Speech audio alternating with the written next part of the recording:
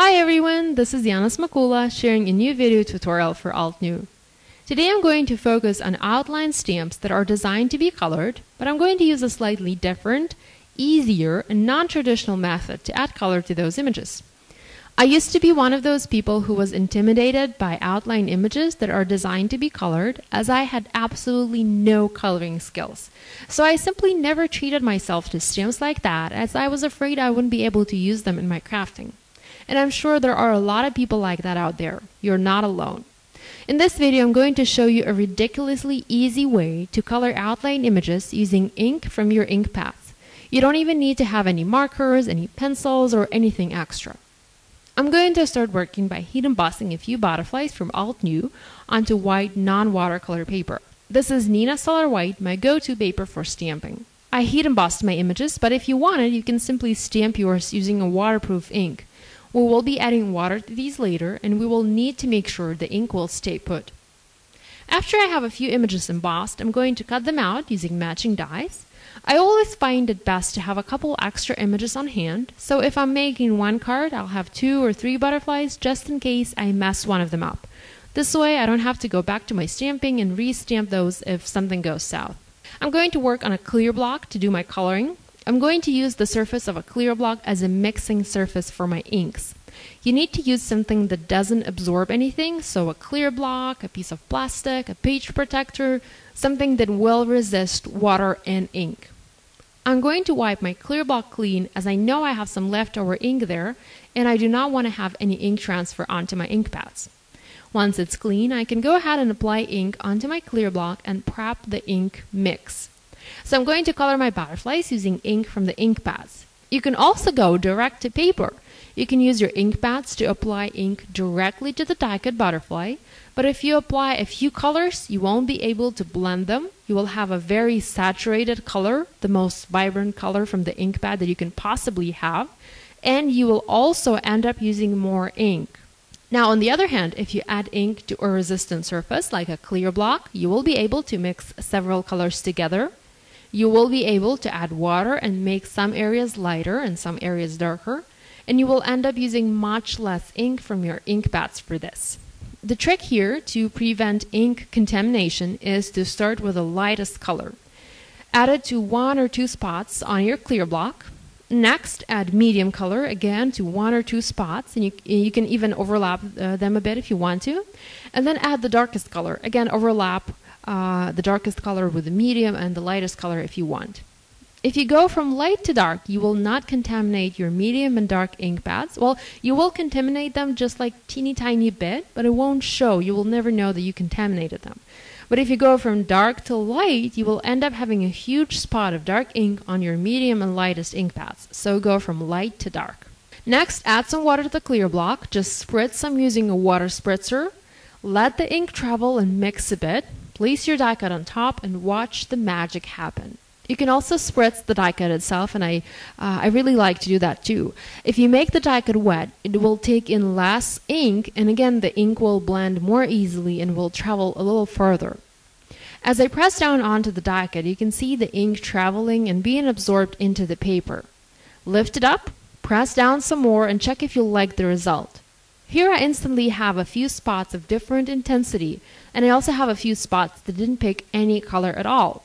This happened due to the heat embossing. The raised edges prevented the ink from traveling everywhere. If your die cut was stamped and not heat embossed, the ink would have covered it better and would have traveled further.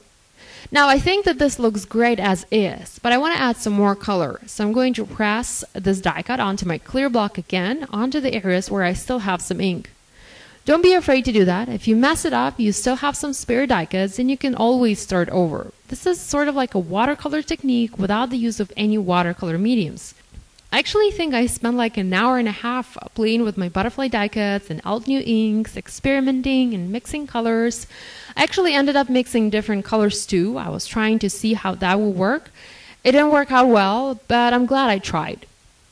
Now, as you add color to your die cuts, and if you feel you do not have enough water there, go ahead and spritz some more water and press your die cut onto the clear puddle again and pick up some more color.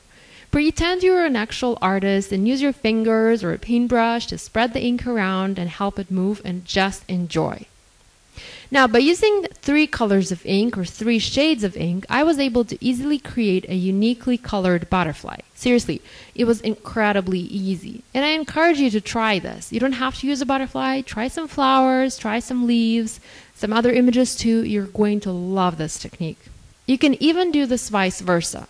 First, by creating a colorful background, and then by stamping and die cutting your images. Just make sure your background is dry before you stamp anything onto it and before you cut it. And this way, you won't even need to use waterproof ink. So for my next butterfly, I used yellow inks from Altenew and basically did the same thing. Added color to my clear block, added water, transferred ink onto the die cut. I also did a green butterfly and a not so pretty pink and yellow and green one. I was trying to see if those would work well together. Obviously, pink did not agree with the rest of the colors and it ended up looking a one big mess there. So I then set my butterflies aside and started working on my background for my cards. I love bold backgrounds done in black, and I knew I wanted to make a background like this for my projects. So I used a large love stamp from the Superscript 2 stamp set, and I stamped a diagonal background using black ink from Altenew. You can see I have a cheat sheet here to the right. I always practice first when I need to stamp backgrounds like this so that I don't waste any pretty paper. I just use printer paper for my practicing. So I'm stamping one line normally and the next line upside down. I'm doing this to have sort of like a fuller background. I don't know, it just felt better with the alternating upside down lines. I also connected the ends of the E and L letters to make it look like a one continuous word or a one continuous line. I think it actually looks like I wrote these myself, when in reality my handwriting isn't nearly as pretty. Now, I know a lot of people do not like bold backgrounds like this. If you're one of those people, then try using a non-black ink. So if I were to add a hot pink butterfly to this card, I would use a frost pink ink from Altenew to stamp the background. This is the lightest pink that they have. It would look very nice, but not nearly as bold. I also decided I needed to die cut a few butterflies out of vellum. I did not stamp the images, I only cut the shapes out. I used these to create multi-layered embellishments for my cards. So I layered 2 colored butterflies and added a vellum butterfly in between as an extra layer for my project to create some dimension.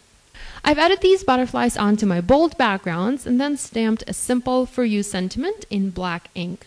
So there you have it, a very easy way to add color to outline images that are meant to be colored. Thank you for joining me. If you have any questions, please leave them in the comment section below or in the blog post. If you like this video, if you'd like to see more videos like this, please give it a thumbs up and be sure to subscribe to this YouTube channel for more inspiration. Thanks for watching. I'll see you next time. Bye!